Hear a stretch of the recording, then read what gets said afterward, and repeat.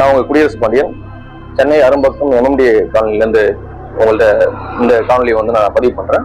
இந்த வாகனம் பாத்தீங்கன்னா கடந்த 2 நாட்களா பாத்தீங்கன்னா இந்த சென்னை அரும்பாக்கம் எம்எம்டி காலனில நிறுத்தி வைக்கப்பட்டிருக்கு. காலையில அதாவது இன்றைக்கு மே மாதம் 2025ஆம் ஆண்டு 3வது நாள் இன்னைக்கு காலையில 11 மணி 7 நிமிஷம் 35 செகண்டுக்கு வானகரம் டோல் பிளாசா கடந்து போனதா குறிப்பிட்டு இந்த வண்டி உரிமையாளரோட ஃபாஸ்டாக் அக்கௌண்ட்ல இருந்து 55 ரூபா டிடெக்ட் பண்ணிருக்காங்க. அது தொடர்ந்து அடுத்து ஆத்தூர், திருமாந்துறை, விக்கிரவாண்டி, பரனூர், சமயபுரம் இந்த டோல்கேட்ல பாத்தீங்கன்னா அடுத்த 15 நிமிஷத்துக்குள்ளார, அதாவது காலையில் 11:07:35 இருந்து 11:23:50 பாத்தீங்கன்னா மொத்தம் 7 டோல்கேட் கடந்து போயிருக்கிறதா என்ட்ரி பதிவாகி இந்த உரிமையாளரோட ஃபாஸ்டாக் அக்கௌண்ட்ல இருந்து பணம் டிடெக்ட் பண்ணிருக்காங்க. ஆனா உரிமையாளர் உறுதிப்படுத்தின செய்தியின் படியும் சரி, நாங்க நேரடியா இந்த வண்டி எங்க இருக்கு என்ன அப்படின்றத செக் பண்ணதுலயும் சரி, இந்த வண்டி இன்று எங்கேயுமே போல சென்னையில அரும்பாக்கத்துல எம்எம்டி காலனில தான் இருக்கு. இது தொடர்பா பாத்தீங்கன்னா ஃபாஸ்டாகோட கஸ்டமர் சர்வீஸ்க்கு கால் பண்ணி புகார் கொடுத்ததுல பாத்தீங்கன்னா இந்த புகார் பாத்தீங்கன்னா ஏதோ டெக்னிக்கல் எரரா இருக்கலாம் அப்படின்னு ஒரு அலட்சியமான பதில சொல்லியிருக்காங்க. அது மட்டும் இல்லாம இந்த புகார் மேல நடவடிக்கை எடுக்கிறதுக்கு ஏறக்குறைய 40 நாள் ஆகும் அப்படின்னு சொல்லியிருக்காங்க. இது என்ன வகையான மோசடி? 89க்கு பதில 88 போட்டாங்க, ஒரு எண் தவறாயிடுச்சு அப்படியே ஒரு ஹியூமன் எரரா இருக்கலாம். ஏன்னா பல டோல்கேட் பாத்தீங்கன்னா தொழில்நுட்ப குறைகள் அவ்வப்போது செயல்படுறது இல்லை.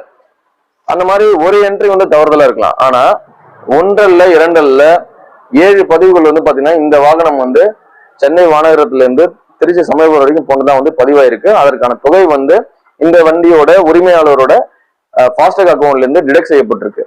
இதுக்கு யார் பொறுப்பு? இது 45 நாள் கழிச்சுதான் இந்த புகாருக்கு தீர்வு கொடுப்போம் அப்படின்னு அலட்சியமான பதில இந்த ஃபாஸ்டாக் நிர்வாகம் சொல்லியிருக்கு. அப்படின்னா ஒரு வாகனத்துக்கு ஒரு வண்டிக்கு இந்த மாதிரி 7 என்ட்ரி போட்டு அவங்க இந்த தொகை எடுத்திருக்காங்க. எத்தனை வண்டிக்கு இந்த மாதிரி எத்தனை முறை எடுத்திருக்காங்க?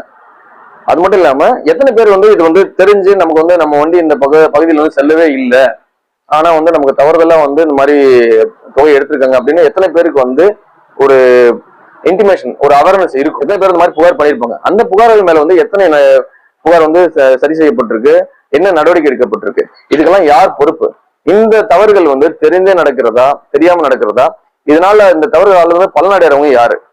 ₹1 குறைஞ்சிருச்சு அப்படின்னு சொன்னா நம்ம ஒரு மிகப்பெரிய போராட்டம் ஆர்ப்பாட்டம் நம்ம பண்றோம். ரேஷன் கடையில 50 கிராம் சர்க்கரை கம்மியாயிடுச்சுன்னு சொன்னா நம்ம அவ்வளவு போராட்டம் பண்றோம். ஆனா கண் எதிர நம்ம ஃபாஸ்டாக் அப்படிங்கிற ஒரு நிறுவனத்தின் மேல வச்சிருக்கிற ஒரு நம்பிக்கையே தகர்க்கிற அளவுக்கு ஒரு மிகப்பெரிய அநியாயம், மிகப்பெரிய மோசடி நடந்துட்டு இருக்கு. இது தொடர்பா என்ன இந்த ஃபாஸ்டாக் நிர்வாகம் என்ன நடவடிக்கை எடுக்க போகுது, என்ன செய்ய போறாங்க? துறை சார்ந்து இந்த அரசு துறைகள் பாத்தீங்கன்னா இது தொடர்பா ஒரு நிரந்தர தீர்வு என்ன முன்வைக்க போறாங்க அப்படிங்கறது நம்ம முன்னாடி இருக்க மிகப்பெரிய கேள்வியா இருக்கு.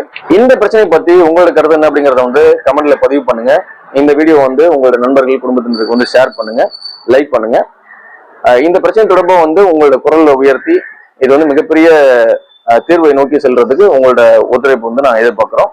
நன்றி, வணக்கம். அன்புடன் உங்கள் குடியரசு பாண்டியன். வணக்கம்.